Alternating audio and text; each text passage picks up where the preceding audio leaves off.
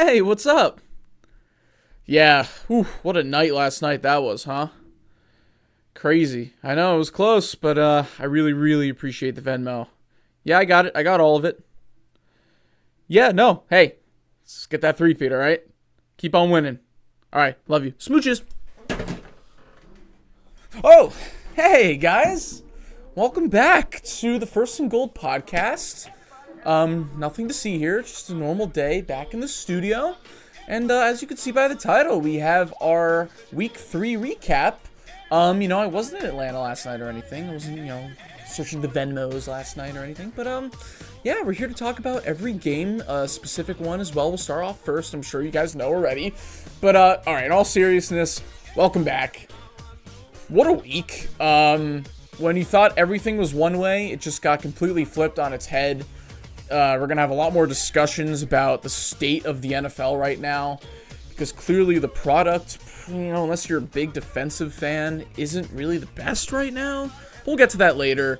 Like always, we're going to start with our 2 primetime games. We're filming this on Monday, so we won't be recapping the Monday night games until next episode. But yeah, let's go ahead and start with last night's game first before we get to the Thursday night. Chiefs-Falcons. The Chiefs pull out another close victory, 22-17. It feels like, I'm a Chiefs fan. It feels like every single game we've had since week 3 of last year, I'm going to say. Chiefs-Bears has been rather a loss, or if we won it, it's a close game, it's a heart attack, something controversial happens, people are pissed off. So it's been a weird year and a half or so, and this game just tacks on to the list of one of those. And man, I might as well get into the main part of the story last night, which was the end of the game. So look, here's the thing. There's been a lot of discussions since really the Chiefs became a dynasty, or even before that, about the NFL and their reffing. And look, there's a couple things I will always stay the same, opinion on. I stay the same opinion that obviously it's not actually scripted. It's not actually rigged. People aren't actually paying the refs to go out and make certain decisions so Swifties can keep watching, or Kansas City can make more money, or New England, whoever's the good team at the moment. And then my second opinion is that, honestly, refs work part-time. They're human just like all of us, and they don't get paid that much. Like, they're just not good at their jobs. This has been reffing this entire season, the last few years especially. I mean, they just don't know how to make the right call in some moments. And look, it just so happens to be that the Chiefs right now are the most hated team in the NFL. We play so many primetime games. We're always in the spotlight. And anytime there's a controversial call at the end, people just think it's automatically rigged. And look, that's completely fine. You can think whoever you want to think. Obviously, I'm a Chiefs fan, so I'm a little more biased. But if you take away the bias, I think, the most logical answer to this is just, yeah, reffing is just at an all-time low right now. I don't think it's really rigged for any team's favor. You go and look at other games right now. There's plenty of bad calls, missed calls, or calls that actually happened that should have been called. So, it's a big whirlwind right now where people really just have to figure out, sometimes they're calling way too many penalties with these illegal formations, especially at the start of this season. I don't really like how they're doing that. So, look, last night, Chiefs got totally lucky. We got the call in our favor that time. It should have been a DPI, just like how the Bengals game last week should have been a DPI, and that was the correct call. People could say this is rigged for the Chiefs, but it's 2 completely different ref teams. Like, it's just inconsistent calling around the league in general. The Chris Jones roughing the passer is complete bullshit. There was also hands to the face on that play. Chris Jones is also being held on many plays, just like you can say our tackles were holding people. Because once again, I keep going through this week after week. There's holding on almost every single play by each team. So if you want to go ahead on Twitter and screenshot different people holding, that's fine. You do you. But I think the more serious topic right now is the DPIs. It absolutely needs to be called more consistently. Look, I'll go out and say that should have been called. The Falcons should have got the ball on the 1-yard line. And then it kind of felt like this is another part where I feel like the refs are just at an all-time low right now. They noticed that they fucked up at the end, which, by the way, this isn't even on the refs that are on the field. The whole rule book of officiating right now is crazy. How, first of all, they don't have a sky judge on these pass interference calls because they're not reviewable. If you don't call a pass interference, you can't review it. That's crazy that you can't challenge a play like that. I think either way, if that happened to the Chiefs, I would want to challenge that. If you're a Falcons coach, you would absolutely want to challenge that as well. So I think it's just the state of the NFL right now with these rules where these pass interferences, I don't understand why you can't review it. Now, maybe it's for TV time. You don't want to keep slowing down these games. People hate penalties, but sometimes they're so egregious where you just gotta, like, it. Look, the ref came out, Trey Blake, and he said that from the angle that he was at and the fact that it was just so fast-paced, he didn't think at the moment that it was a pass interference. You know, it's fine. People are human. You know, maybe from his angle really didn't look like it. But that's going to happen in the NFL. Not everybody's going to have the perfect angle. That's why you need to review the no calls. And you need to have that rule put in place there, because even if it goes in the Chiefs' way or it doesn't, I just want that for the entire NFL. So they definitely got to change that rule at some point. I think, you know, just these big primetime games where everybody hates the Chiefs and they're calling out some of these penalties, you know, it's going to bring it to light and maybe make a change for the better. So we'll see. But in terms of the Chiefs winning the game, do I think they didn't deserve to win that? No, the Chiefs played. They outplayed the Falcons in many different ways in this game, and I can go down the list in a second. But, you know what's funny is that, you know, the refs had a couple makeup calls there at the end because they felt bad, which is also just makes it seem so much more corrupt. Like, don't fight a bad no call with a bad call. Like, I don't think that's the way you should be doing it. But look, the Falcons did have a chance at the end. It was kind of like the Saints-Rams championship game where, yes, should have absolutely been called. I don't know why it was why it was a no call. But Drew Brees got the ball in overtime. He threw an awful pick. You know, they also had another chance, just like the Falcons in this game. The Chiefs went 3 and out. The Falcons got the ball back with multiple timeouts. They got a bunch of penalties in their way, in their favor, I should say. And then on 4th and 1, the play calling was just horrific. And yeah, it's kind of how the Falcons were all night last night. They had a couple good drives, but overall, their play calling wasn't fantastic, especially on that final drive. They should have not done that sweep. I don't know what they were doing. Steve Spagnuolo was ready for it. Nick Bolton had a great night. I hope he's staying healthy because he was holding his back the entire night. I was getting scared. But yeah, I think there was just a lot of different reasons. Look, I've been saying this a lot, and this goes for the Chiefs-Bengals game last week, where, yes, it was the correct DPI call. I think it should have been called in both games, but the Chiefs got luckier last week. Which led to the Harrison Butker field goal. And I think that if you put yourself in a position where a ref call is determining your fate and you're already losing that game, then yeah, maybe you should have been playing better and you shouldn't have deserved to win that game in the first place. If you're in a position where you need to blame the refs or need the refs to help you with the call, that goes either way. So, you know, I think with the Falcons in this one, they should have just played a little bit better. And, you know, what's funny is that I think they actually would have been in a... This sounds crazy. This might sound crazy on first thought, but I think they actually would have been in a worse position if they would have called the DPI, they score in the next play, and then give the Chiefs like 3.5 minutes with multiple timeouts to go drive down there and possibly just need a field goal again. Rather than they had the ball, definitely going to keep the ball for the rest of the game, with less than a minute to go, and then on 4th and inches, you decide to have a horrible play call. So I feel like they were actually in a better position at the end of the game without the DPI call, and they just kind of screwed it up at the end. So, look, it was kind of just a weird game to start with. The vibes were very off this entire night. A lot of weird stuff was happening. Even the announcers were calling it out. So, look, the refs are bad. I don't think it's rigged. I just think that, you know, the Chiefs are in the spotlight with a lot of these games, so anything that doesn't particularly go their opponent's way, you know, people have such a hatred for this team, just kind of like how the Patriots, you know, they're going to think that everything is going to get called their way. So, look, as a Chiefs fan, just got to deal with it right now. I'm happy just to be on the winning side of things for the most part. But in terms of our actual team play itself, I thought our defense played its best game so far this season. Once again, mentioned Nick Bolton. He was great. He had a rough start to the season. I think second half last game, and then this game, he's definitely improved, so that's good. But overall, I mean, our offense, I keep saying this week after week, it's definitely looking shaky. It's, you know, and I can't even blame some of our pieces. I mean, Rashee Rice was great, especially after the run, and I like the fact that we keep getting him the ball in these situations. He had 12 catches last night. It's a career high already.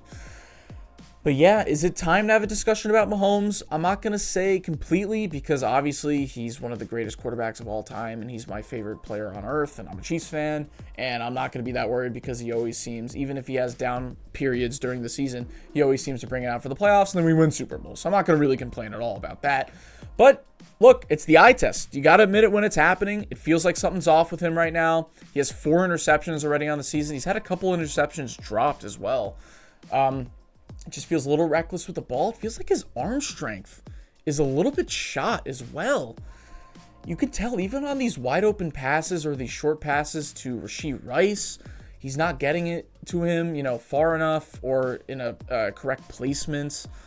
And he's just forcing some of these passes. He looks a little bit weaker. Feels like he's not trusting his guys yet, which makes sense. It's still early in the season and you're missing Pacheco and Hollywood Brown. But yeah, things are looking pretty much the same as last year, except I guess Rashee Rice is a little more reliable. But then you go to Kelsey. We tried to get him involved in that one drive in the second half, and then he disappeared again. Am I pressing the panic button with Kelsey? Not yet, because he does play the Chargers next week, which is the team he has historically dominated. So if he can't go out there and get at least, I'm setting the bar low. If he can't go out there and get at least 50 yards and maybe a touchdown, then yeah, I'm going to pull out the panic button. But look, he's just off to a slow start right now. He was getting open last night, but Mahomes just wasn't looking at him. So that was weird. That was definitely weird.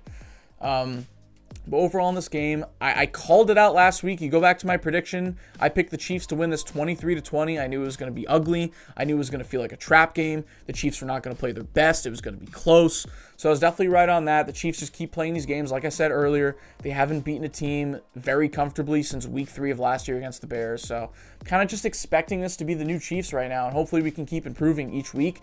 Let's just be happy we got out of these first 3 games scot-free at 3-0. So that's huge, definitely. Any more notes from this game? We'll see. I'm not super confident about the Chiefs right now in terms of long-term if they keep playing like this. But that's how I felt last year, and our defense carried us, and Mahomes pulled it out in the playoffs. So I'm not gonna go out and go too crazy. We're still 3-0. I'm still very happy about that. All right, I don't want to spend 10 minutes. I probably already have, like last week on the Chiefs. I'm sure you guys are sick of hearing it. All right, time to move on to our other primetime game. We're going to talk about Jets-Patriots Thursday Night Football. It was Aaron Rodgers' comeback to MetLife Stadium. I know Al's happy. I know we always mention him with the Vikings, but he also likes the Jets.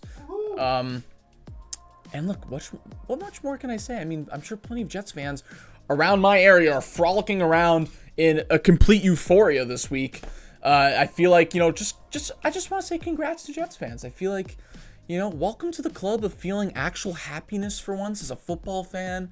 I know it had to feel great to watch Aaron Rodgers not only not be hurt at the MetLife turf, that was good, but then go out and blow out a team that was completely dominant over you guys for your whole lifetime in the Patriots. You won 24-3. Aaron Rodgers almost had a 300-yard game. It could have been his first since 2021. He was one missed pass away at the end. He still had, 285 yards. He was 27 of 35, 2 touchdowns. He looked like vintage Aaron Rodgers. So I don't love the Patriots, so I'm not going to go out and say that this is just how they're going to play the entire season. But this is way better than the opposite. So Jets fans, congrats about this win. And just ride this wave right now, because even if you end up, going to what I predicted, 9-8 and just missing the playoffs, if Aaron Rodgers can play like this for most of the games and you guys can be competent and competitive like you were on Thursday night, then that's a huge win of the season. So, I'm honestly happy for Jets fans. I'm really happy for them. Let's move on. We have a little segment we're going to talk about here. I named it Upset Galore. I just felt like we were going into this week 3 finally starting to learn things about these teams, but it's the NFL. It fools me every single season. I keep thinking that things are going to keep going on a certain path, and I don't know why I keep forgetting about this. It's one of the most unpredictable sports in the world, and on any given Sunday, it's such a cliche, but it's really true. I got 4 major upsets here. I have the Rams over the Niners, the Panthers over the Raiders, the Giants over the Browns, and the Broncos over the Bucks. 3 of these 4 teams I chalked up to be 3 of the 4 worst teams in the NFL. Let's have our weekly Panthers segment while we're at it to start this segment. Look, I apologize. Any Panthers fans that actually sat through and watched me just rag on your team for the last 2 weeks, calling it legitimately the worst team I've ever watched in my life, I'm the first one to come here on this podcast and say I was completely wrong. Okay, I legit thought we were staring down the barrel of 0-17. Now, it's super hard to do, but I that's how I really felt. And I guess all it took was a quarterback change. Andy Dalton just proved that Bryce Young was a big part of the problem, and I want to feel bad for Bryce Young. A lot of people say I shouldn't because he's a first overall pick who's making millions of dollars in the NFL. Sure, why not? But man, it really... Look, I'm not going to go out and say that the Panthers now are fixed and they're going to go out and win a bunch of games, but they actually look competent for once. And Andy Dalton, I had a feeling I didn't think they were going to beat the Raiders, but, I gave them 17 points because I had a feeling that Andy Dalton was going to go out there and throw for a bunch of garbage yards and some touchdowns. But he just went out there and dominated. And as shocking as to me, I'm sure it was to the Raiders, who are now 1-2, and somehow their only win was in Baltimore last week. So that's just an odd start to the season for the Raiders. But yeah, I got to give props to the Panthers. I was completely wrong. I'm sorry. Everybody looked solid. Chuba Hubbard looked good. Deontay Johnson had 2 touchdowns. Andy Dalton was going around throwing dimes to Adam Thielen. What is this, 2018? Like, crazy. The Red Rifle, props to you. I don't know how you did it. Maybe the Panthers aren't as dysfunctional as I thought they were. But you can't blame me for saying that they were, because look at what we were looking at the last season and 2 games. I really thought we were just looking at 0-17. You can't blame me. And look, maybe I should have thought new quarterback would have sparked something, but I was that deep into just thinking the Panthers were done for a long time. So, congrats, Panthers fans. Have this. Remember, I like you guys, but I just genuinely thought you guys were horrible. And another team, the Giants, who, honestly, if Malik Neighbors doesn't drop a pass on 4th down last week, they're 2-1 right now. The Giants, shockingly, and tied for first place. But they're 1-2. They went out and upset the Browns. We can go on a whole tangent about the Browns. What a depressing team to watch at this point. Deshaun Watson, please get benched at some point. Even if Jameis Winston is also not a good quarterback, at least he's fun to watch. Like, I can't keep watching Deshaun Watson. What did he take? 8 sacks yesterday against the Giants? Which finally, just like how the Jets defense finally showed up this week, the Giants defensive line finally proved they're one of the best in the NFL. But man, not even the Browns' offensive line has looked that good this year, which I thought was one of their best parts of their team. It's funny, too, how they lost 21-15 because 7 of those 15 points came on the first play of the game after they recovered the fumble on the kickoff. They threw it right to Amari Cooper. He scored the opening touchdown. I don't get it. I kind of do get it, actually. I regret saying that. I do get it because it's just a team that I felt in my gut was just going to have tons of karma going into the season. The fact that they're still starting Deshaun Watson. Look, Browns fans, strap in. This is going to be the whirlwind you're going to have until he's off this roster. So it's depressing to watch. Do they deserve it? Maybe. And congrats to the Giants because, once again, I also thought you guys were probably only going to win like 3-4 games. And maybe you still are, but I have to give Daniel Jones props, and this is partially for Malik Neighbors, too, who looks elite right off the bat. Him and Marvin Harrison Jr. are just awesome already. I love watching them. But yeah, I got to give props to Daniel Jones. After week 1, he has looked competent. I'm not going to say he's looked great, but he's definitely looked like a competent starting quarterback, and that's what the Giants need right now. Giants fans are looking at the Jets, finally having some happiness, and they're just longing for that. So to get a win in Cleveland, that was big. We'll see what happens coming up. They have the Cowboys on Thursday Night Football. That's not great, so we'll see. But congrats to the Giants. Congrats to the Rams, who upset the Niners in the final moments. Jawan Jennings was probably the only bright spot for the 49ers. He had 48 fantasy points, 3 touchdowns. He had almost 200 yards receiving. I think he had like 12 or 14 receptions as well. He was the dominant force on that offense. But besides that, they blew it. They were up 24-10. And they completely blew it against a Rams team, which was completely hurt, which just proves once again, I made a video on TikTok, I believe, where it was the top 10 NFL coaches going into the season. I put Sean McVay at number 2, right behind Andy Reid. And that game right there just proved why the Rams are still going to stick in it. I don't think they're going to make the playoffs. It's too many injuries. But they could become frisky. They could beat a team like the 49ers, who, by the way, man, they're having a Super Bowl hangover, not only just injuries, but, they're just blowing these games right now, and they just don't look as good as they did last year. So 1-2 for the 49ers, not a good look. And the Rams have the advantage over them now because now they're 1-2. And they lost a close game against the Lions in week 1. So, yeah, I think Sean McVay is just trying to desperately hold together this team. So props to the Rams for that win. And then the final upset, I hate to say it because I'm a Chiefs fan, but the Broncos just completely dominated the Bucs in Tampa, 26-7. Bo Nix had a great game. I don't think he had any turnovers. They just kept marching the ball down the field. Now, is this a fluke? I really don't know where to pinpoint how the Broncos dominated the Bucs so much in this game. Now, Mike Evans was quiet because Pat Surtain was guarding him. We already knew that was going to happen. But Baker Mayfield just couldn't get anything going. Nobody was getting open. The Broncos are getting a great pass rush. Actually, very underrated defense this year so far than the Broncos. But got to give props to Bo Nix. I mean, does he look like the best rookie quarterback right now? We'll see how Jaden Daniels plays tonight, but I don't know. Things are very odd this season so far. So the Bucks, you guys have to play the Falcons next week. We'll see what happens. That's an interesting game. It's just a weird fluky season so far. Okay, and then some close games I want to discuss. Eagles Saints, first off, was 3-0 in the fourth quarter before Saquon ripped one. It's funny, some Eagles fans I talked about didn't really like the Saquon signing, which I understand. You don't want to pay too much for a running back, but you got to admit, he has been the deciding factor on all 3 games, win or lose, because obviously he dropped the pass last week, which led to their loss, but you can't deny that he's just been very dominant as a running back on the Eagles right now. And the Saints, man, of course I picked the Saints this week. I had a gut feeling they were going to do this to me. I finally started riding the wave, and I thought they were going to be 3-0, and then they go out and lay an egg and score 12 points against a defense that's clearly inferior in the Eagles.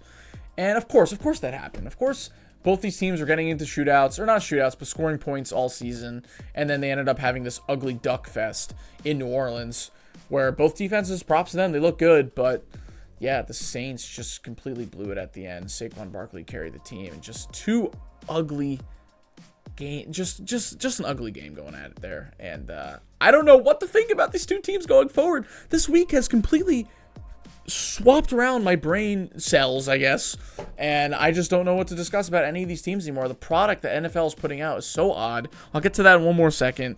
I mean, you had Ravens Cowboys as well. I picked the Ravens to score 28 points and win, so I was close there. It was 28-25. Just a classic Cowboys game where they're getting blown out, and then Dak only performs well when they're down 2 scores, and he just throws a bunch of garbage yards. I didn't think the Cowboys were actually going to come back in that game, so their defense is not playing as good as I thought they were going to play this season. Just keep an eye out on that. Luckily, they have the Giants this Thursday night. Maybe they can, come back and be better. But yeah, look, the Ravens needed that. You could tell they were pissed off. I thought they were going to win. They did exactly what they needed to do. Derrick Henry was phenomenal. Lamar Jackson was running all around the field. So I was not surprised that the Ravens went out there and just pretty much dominated, at least on offense. And then one more question before we just get to my overall thoughts. Hey, Al, Vikings, best team in the NFL through 3 weeks? They're looking better than the Chiefs. This is the best it's been in a while.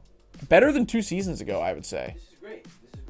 Honestly, if we can continue at this pace, sky's the limit, but I can see the Vikings just all deteriorating one by one. Yeah, I mean, it's kind of like the Chargers, how they've looked solid, but now Justin Herbert's dealing with an injury. I hope this doesn't happen. I'm rooting for the Vikings, but they're just one of those teams where they have bad luck. I really hope they stay healthy, but I could totally see it just collapsing. I hope not, though, because look, I said that this Texans game was going to show me if they were legit or not, and they won 34-7. Kind of like how the Texans barely scraped by the Bears last week. I feel like they're getting out of this week scot-free, even though they just got destroyed against Minnesota, because most people are going to be talking about, holy shit, the Vikings are 3-0 with Sam Darnold as a leading MVP candidate. And this isn't even like 2022. In 2022, their defense wasn't that good, and they were winning a bunch of close games.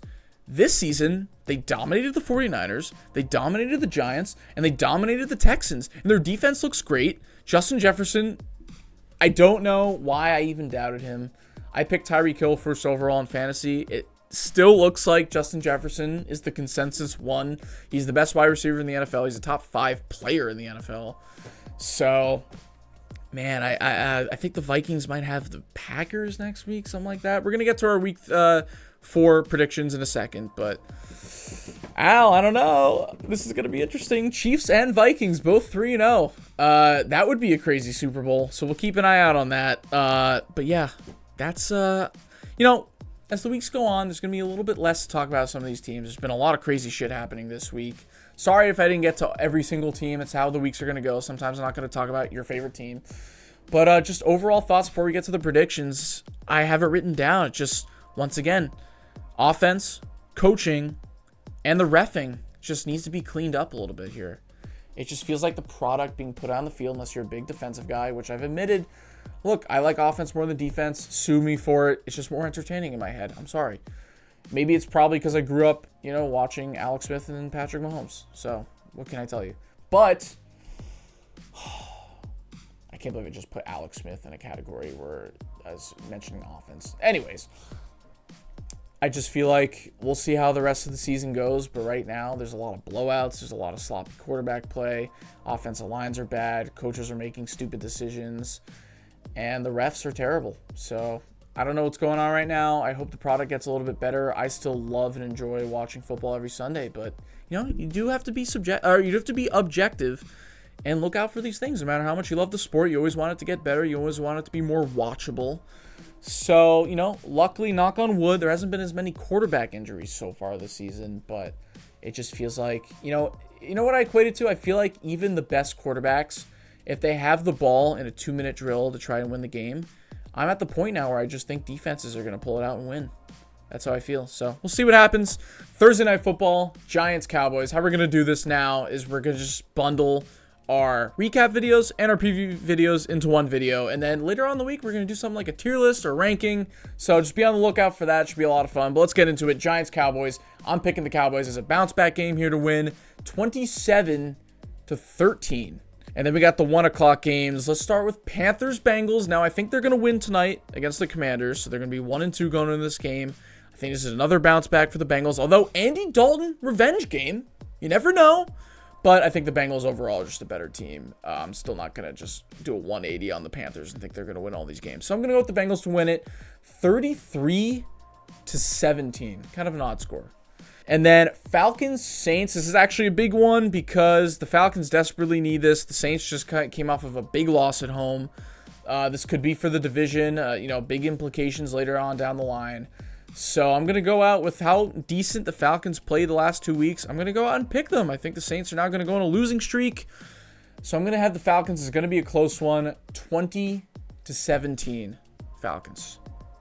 All right, another divisional matchup. Texans, Jaguars, which is crazy for the Jaguars because I also think they're going to lose against the Bills, which means they're going to be 0-3 going in to Houston to play the Texans, who just got their ass kicked against the Vikings. Now they're going to want to win this bad. I can't believe I'm saying this, but the Jacksonville Jaguars are going to go to 0-4 most likely and lose. I'll go with the Texans to win this game 24-20. I'll make it a one-score game. But yeah, wow. Tough luck for the Jags. Okay, and then the Jets get to host the Broncos. Now I'm thinking, easy 3-1, but Bo Nix comes out in Tampa, shows out. They dominate the Bucs. But I think the Jets defense is good enough to now limit Bo Nix after a game where his confidence is going to go way up. And I think they're going to come back down to earth in this game. So I'm going to give the Jets another benefit of the doubt at home to go to 3-1. Sure, let's pick them to win this. I think it's going to be kind of an ugly game, though. So I'll have the Jets winning it 19-14 at home. And then Packers-Vikings. This one's huge, especially if Jordan Love plays. I asked earlier, are the Vikings the best team in the league? You could even throw the Packers in there. I didn't even mention them earlier. They're going out winning 2 in a row, undefeated with Malik Willis, a quarterback, looking completely dominant. Their defense is great. And now they play the Vikings, who are on a big high right now. This is also a game with huge playoff implications right off the bat, especially in their own division. It's in Green Bay. I don't want to keep doubting the Vikings because they're just so good, but look, the Packers are my Super Bowl pick for the NFC right now, so I'm going to have to keep rolling, especially if Jordan Love comes back. I'll make it a very close game. I'm going to make it an overtime win for the Packers against the Vikings, 26-23. And then Colts Steelers, this one's going to be gross and disgusting. I can't believe I'm even saying this, but the Steelers are going to start 4-0. Even though the Colts beat the Bears this week, I just don't think they look that good. I don't have that much confidence in them right now. Anthony Richardson's too inconsistent, and I think he's going to struggle against the Steelers defense, who has been absolutely dominant this season. So I'm going to pick the Steelers to win another game, 18-15. Just a weird score. Bears-Rams is your next game at 1 o'clock in Chicago. Now, I want to pick the Bears to win this, but the Rams just prove they can go out and really beat anybody, even this injured, because Sean McVay is just that good of a coach. So, I hate to say it, Caleb Williams, you're going to have another loss at home. The Rams are going to win it and go to 2-2, surprisingly, after their start to the season. And I'll pick the Rams 24-10. I actually don't think it's going to be that close. And then Bucks-Eagles, the final 1 o'clock game. I am going to pick the Bucks in a bounce-back situation, especially after the Eagles just won this game. Both teams are going to be... Actually, the Bucks are going to be 3-1 after this, if I'm right. They're at home.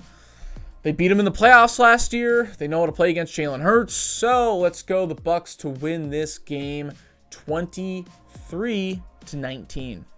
And then we got 4 o'clock games. Let's do 49ers-Patriots. I do think the 49ers are actually going to bounce back here, even though they've had 2 disgusting losses. They shouldn't have even lost against the Rams. The Patriots, I think they're going to finally fall into place where they are as a 4-5 win team. It's in San Francisco. It's a tough environment. They're pissed off, the 49ers. Even with all the injuries, I still think they're going to win. I think it's going to be a 2-score game. I'm going to pick the Patriots, I'm going to pick the 49ers to win this 27-14. Then Cardinals-Commanders. This has shootout potential. I would have picked the Commanders as an upset here, but the fact that the Cardinals lost last week, I think they're really going to want this one because they have potential to be a wild card team. Their offense is that good. They just played kind of odd against the Lions, who have had a good defense so far this season. So I think it's a bounce back at home against the Commanders. The Cardinals are going to win this one 31-27. All right, Chiefs-Chargers. Now, this all is dependent on if Justin Herbert's playing. I'm actually going to go out and say he's not. I would still pick the Chiefs, even if Justin Herbert was playing, because I got to ride with my team. But it's another one of those games. I could totally see the Chiefs not winning. I thought it was going to be close against the Falcons. I see it as kind of similar. Do I think they're going to go ahead and play a better offensive game? I really don't know. I really don't know right now. I think Jim Harbaugh is a good enough coach where they're going to probably win time of possession, and their defense is going to give Mahomes another hard time. So I'm going to make it a close game and have the Chiefs go out there and win it 21-17. All right, and then Raiders-Browns. Gosh, these are 2 teams that are wildly inconsistent. I don't like their quarterback play at all. They're both desperate for a win here. Aiden O'Connell might start for the Raiders, so I'm going to go out and pick the Browns. As much as I hate to say it, because I did have the Raiders going 10-7. I don't know how that's looking right now, but yeah, I'm going to pick the Browns to win this game. Kind of an ugly one, 20-16. And then the Sunday Night Football game, Ravens-Bills, should be a great matchup. And especially if the Bills go out and beat the Jags and go to 3-0, I think this is a nice spot for them to get their first loss in Baltimore. I'm going to pick the Ravens to win this 27-24. All right, and then Dolphins-Titans. Now, I'm not sure if the Dolphins are favored just because, I said this. I said that they weren't going to do anything. They were going to do jack shit with Skylar Thompson. I hope to God they start Tyler Huntley this week, or else they're just going to be nothing this year. I don't care. Yeah, this is my upset alert. You can put up the graphic. I'm picking the Titans to get off the schneid and get their first win in Miami on Monday Night Football. It's one of those double headers. I'm sorry, but as long as Tua's not there, they're going to do absolutely nothing. So I'm picking the Titans to win this game 17-9. All right, and then our last game. This should be a good one. This should be a really fun one. Lions-Seahawks. It always hits the over. Both times these teams have played in the last few seasons, it's always very close. We went into overtime last year. 2 good offenses, 2 very underrated defenses. Dan Campbell versus Mike McDonald, 2, good coaches as well. So, man, this one's going to be close, but I'm going to give the Lions the benefit of the doubt. The Seahawks are going to finally get their first loss, just like the Bills. And the Lions are going to pull this out in overtime, and it's going to hit the over again. I love this matchup. Let's go 33-27. Jahmyr Gibbs gets the game-winning touchdown. Kind of similar against the Rams, except that was David Montgomery. This time it's going to be Jahmyr Gibbs. And that's it. I hope this week's a little bit better in terms of just overall offensive play and reffing. But, as always, I'm super excited for it coming up. So, yeah, there was our Week 3 recap, our Week 4 preview in the books. I'm Sam Gold, your host. Thank you so much for watching. Please don't forget to like and subscribe, comment down below, and then follow us at First and Gold Pod on Instagram, TikTok, and Twitter. See you guys for the next video. Goodbye. Hey, what's up, man? Yeah, I know. Last night was crazy. Yeah, I got the Venmo. I really, really appreciate it. Yeah, we'll just keep winning these things, and as long as that money comes in, I'm good for whatever, man. Yeah. All right, congrats once again. Let's go get that 3-peat. All right, I love you. Bye. Mwah. No, it was so good. I was gonna do something else. I'm sorry.